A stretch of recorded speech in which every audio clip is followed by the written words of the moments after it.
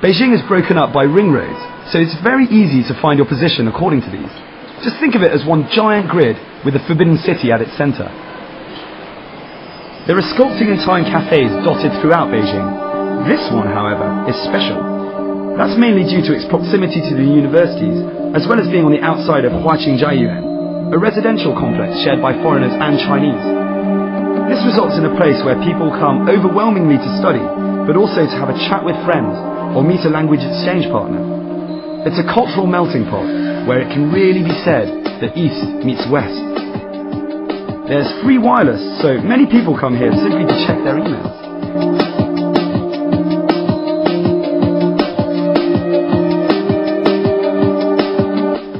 Right, so I didn't have a laptop, I didn't have a language exchange partner, and I clearly didn't have any friends. I was ready to get out of there.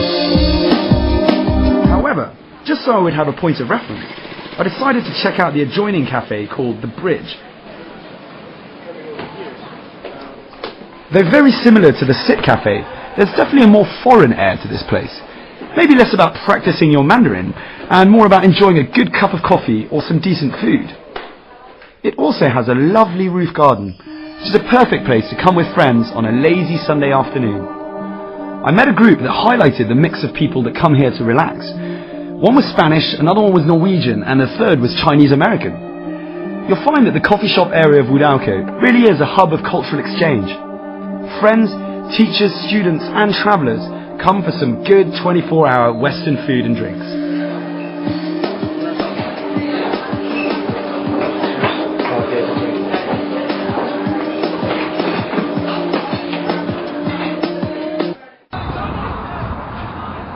Oh God, I'm so not going to make it!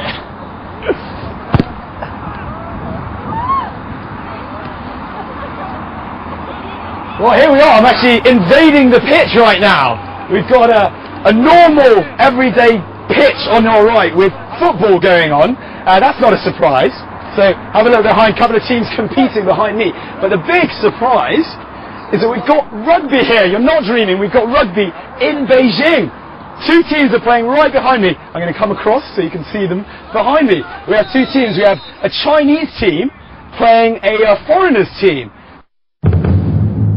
So you see behind me, some of the guys are just warming up before a big game against Longbang, the Chinese team. And it's actually a bit funny to be seeing some of the rugby here. Hey, welcome to Travelog. Welcome to Travelog. Welcome to Travelog. Welcome to Travelog. Welcome to Travelog. Welcome to Travelog. I'm sorry. Hi Travelog. Welcome to Travelog. Welcome to Travelog. Come on the Albert. Right. I think it's good enough for me for the moment.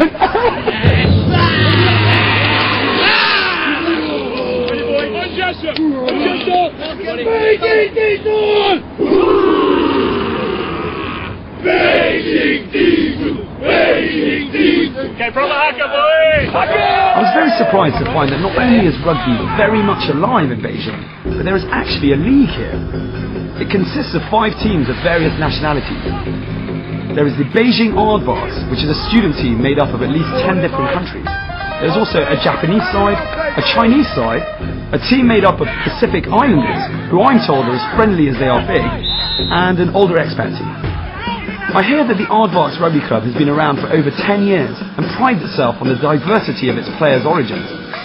Just in case you're wondering, the name comes from some bright spark over a decade ago, realising that the AA in Aardvarks would put it at the top of all alphabetical searches in magazines and such things. Who said rugby players were just mindless thugs?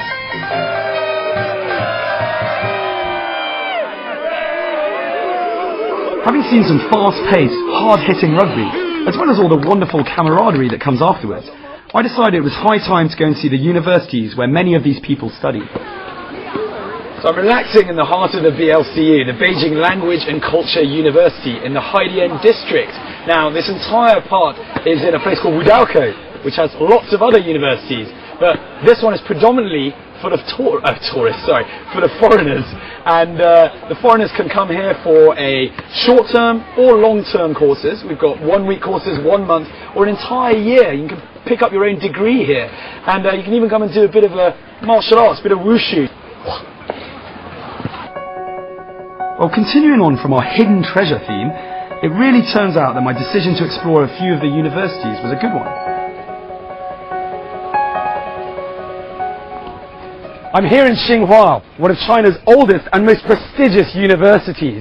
It's the academic hub of China, where we literally have dozens of universities spattered around in this area. Now, serious brain work goes on here, and I actually feel slightly more intelligent just walking around. Do you think I fit in? Have a look. Though not at the top of the guidebook recommendations, it's definitely worth seeing a few of the academic establishments, such as Beida, that's Peking University, and Tsinghua. Both are set in wonderful grounds. One of my favourite places was the lake at Beida. It's amusingly called the No Name Lake. People come here to relax, study, meet friends, or spend an evening whispering sweet nothings in the ears of a loved one. It's a pretty romantic spot. Not that I'm averse to romance in any way, but I thought I'd be polite and get the camera out of the face of these young lovers. Take your time, guys, you know.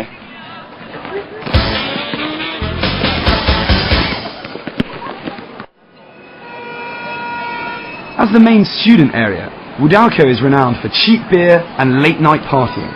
So if drunk college kids are your thing, head there. I'm just kidding. It's a fun place anyway. Those are the characters for Wudalco, if you're wondering.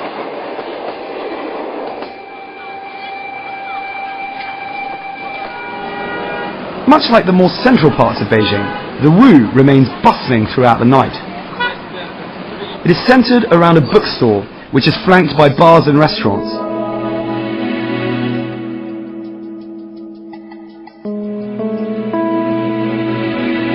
Well, in any case, I was done with books and technology for the day, and was ready to hit the beers.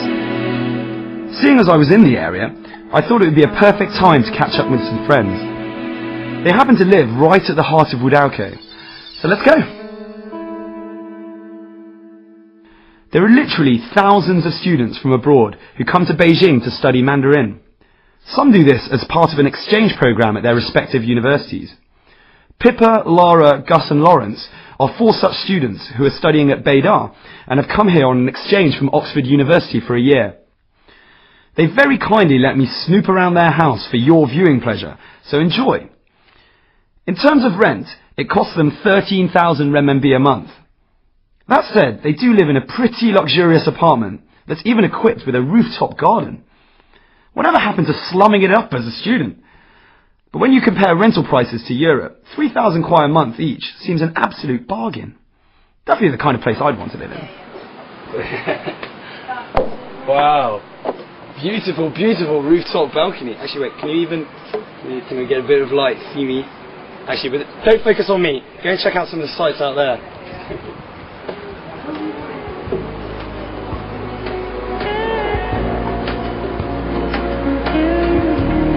Good fun catching up. They rave about what a great opportunity this year has been and how living in this part of the city has been a really enjoyable experience. Anyway, that's all the time we've got for tonight. Big day tomorrow. I'm heading to a seriously big garden. I'm going to be up early, so just a few cheeky drinks for me.